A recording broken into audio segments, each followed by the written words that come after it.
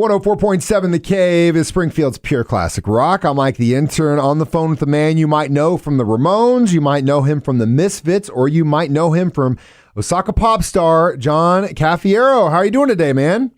I'm doing really well, Mike. Thanks so much for having me on. Of course. Congratulations on the new Osaka Popstar record. It just came out last week. It's called Ear Candy. And it's a really cool idea. I thought what you guys were doing, some of these different songs like All Your Toys from the Monkees or Sugar Sugar from the Archies, but kind of giving your own little punk version. What made you want to do this? Well, honestly, those are some of my earliest musical memories. Sugar Sugar by the Archies, and also I Think I Love You by the Partridge Family. Those are some of my earliest musical memories from very, very early childhood. And I also feel that Osaka Popstar has this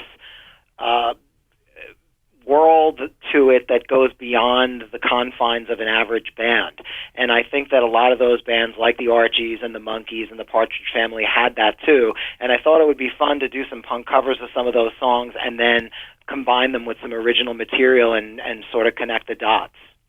So it like I said, and it's so crazy because when you think of these songs, you know, you think of the original, but then when you hear the way that you did them, they really do lend themselves very well to the punk genre, in my opinion, or at least the way you did them. I thought did a really good justice to those songs. Thank you. Thanks so much. Yeah, I learned all that from the Ramones. and you know what the funniest thing about that is most of those guys, at least a couple of them were massive doo-wop and like R&B and early rock. Like you would listen to the Ramones and you would think that would be the last thing on their mind, but that in essence early on was what they were kind of trying to do. Oh, absolutely. And Joey in particular was a huge pop head. Yeah. And, I think he would have really enjoyed this. And like I said, they really did teach me what you're seeing here. I mean, I have a lot of other influences, but at the core, they're always there. Yeah, and in as much as you try to break away from them, it is what it is. Also, I wanted to mention you guys just earlier this year reissued your debut album on vinyl, Osaka Popstar and the American Lynchers of Punk. Is this the first time it's on vinyl? Yeah, that album has never been released on vinyl until now, and the new expanded edition is totally remastered in 24-bit, and there are newly added bonus tracks, expanded liner notes, new artwork added in as well, enhanced artwork for the front and back cover. It's really a beautiful package. I hope people dig it because it's been a labor of love and a lot went into it. And a lot of people now in the vinyl game, you know, it's a tangible thing. For the first time, it outsold everything else as far as physical media. So a lot of kids and adults are collecting the records. Me personally, if I can get it on vinyl, that's where I go. So good on you for getting this out there. I know that it's been taking a long time for these records to be released because of how backed up the plants are. So are you got any plans to possibly release the latest one on vinyl down the road? You know what? It's already available on vinyl. Hell yeah, man! It's funny you should ask because the new record Ear Candy is available not only digitally but physically on your choice of vinyl or CD.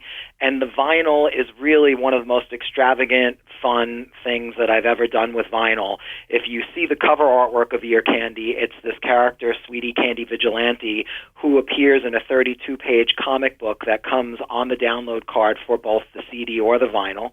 And she's holding a candy record that literally looks like a candy swirl record, and she's taken a bite out of it.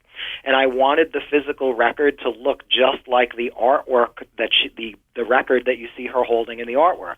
And I spoke to the plant about it, and we managed to do it in a way that utilized clear vinyl and integrated the candy swirl pattern into it. So literally, when you put this record on the turntable, you're playing the same thing that you see this surreal character holding on the cover artwork, and it has the bite taken out of it and everything. Oh, that's super cool. And don't watch it too closely because based on what I'm seeing, you could probably hypnotize yourself while you're watching it spin on your turntable. You probably can. So, give you a sugar rush. Yeah, obviously, OsakaPopstar.com, you can pick those up at, and Amazon, is that right? Yeah, absolutely. You could get it at your mom and pop shop if you go in and ask for it if they don't have it already, or order it direct at OsakaPopstar.com, where you could also get a red variant vinyl version that's not available in stores, and the magenta version is widely in stores or at Amazon. Awesome, man. Well, John, thank you so much for taking time out of your busy schedule. Thanks for bringing us new music, and thanks for the new release, Ear Candy. Definitely check it out if you haven't already. Thanks so much for your support, Mike. I really appreciate it, and I hope your listeners dig it.